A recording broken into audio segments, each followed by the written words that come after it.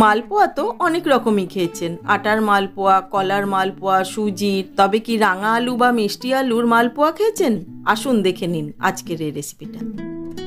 প্রথমে একটা প্রেসার কুকারে 1 কাপ মতো জল দিয়ে দিচ্ছি সামান্য লবণ, আর তাতে দিয়ে দিচ্ছি ধুয়ে রাখা রাঙা আলু বা লাল আলু দিয়ে এবার প্রেসার কুকারে ঢাকাটা লাগিয়ে দিয়ে গ্যাসে চড়িয়ে মিডিয়াম হাই ফ্লেমে একটা সিটি আসা পর্যন্ত অপেক্ষা।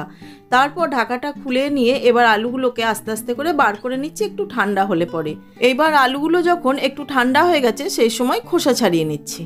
এইবার একটা গ্রেটারের সাহায্যে আলুগুলিকে গ্রেট করে নিচ্ছি যাতে করে কোনো রকম লাম্প না থাকে। সম্পূর্ণ আলু গ্রেট করা হয়ে গেছে। এবার আমি দিয়ে দিচ্ছি গুড়, প্রয়োজন মতন গুড় নিয়ে সেটাকেও আমি গ্রেট করে দিয়ে দিচ্ছি, তবে আপনারা চিনিও দিতে পারেন। দিয়ে দিলাম ইলাইচি আর মৌরি আমি কুটে নিয়েছি সেটা, সামান্য পরিমাণ লবণ আর ঘি দিয়ে সব উপকরণগুলোকে আগে হাত দিয়ে খুব ভালো করে মেখে নিচ্ছি। এইবার দিয়ে দিচ্ছি প্রয়োজন মতন আটা। আটা বেশি দেওয়া যাবে না, মাখতে মাখতে যতটুকু প্রয়োজন ততটুকুই দিতে হবে, জল ব্যবহার করা যাবে না। মাখতে মাখতে একটা ডো তৈরি হয়ে গেছে, দেখুন এটা না খুব বেশি শক্ত হবে না কিন্তু। এইবার 5 মিনিটের জন্য আমি একটা ঢাকা দিয়ে রেস্ট করতে রাখলাম। 5 মিনিট হয়ে গেছে, এবার ঢাকাটা খুলে ডোটাকে আরো একবার হাত দিয়ে ভালো করে মেখে নিচ্ছি। এবার এর থেকে ছোট ছোট করে লেচি কেটে নিচ্ছি, তবে এটা আপনারা আপনাদের ইচ্ছে মতন সাইজটা রাখতেই পারেন। দিয়ে হাতে ভালো করে গোল করে নিচ্ছি।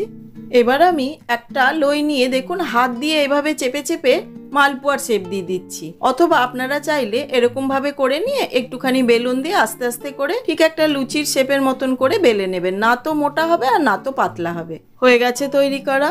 এদিকে কড়াইতে তেল গরম হতে বসিয়ে দিয়েছিলাম, এখন তেলটা গরম হয়ে গেছে, তাতে আমি তৈরি করে রাখা মালপোয়াগুলো দিয়ে দিচ্ছি। মালপোয়াগুলো দিয়ে সাথে সাথে উল্টাতে যাবেন না, একটুখানি পরে এরকম আস্তে আস্তে করে উল্টে দেবেন। ব্যাস রেডি আমাদের মিষ্টি আলু বা রাঙা আলুর মালপোয়া।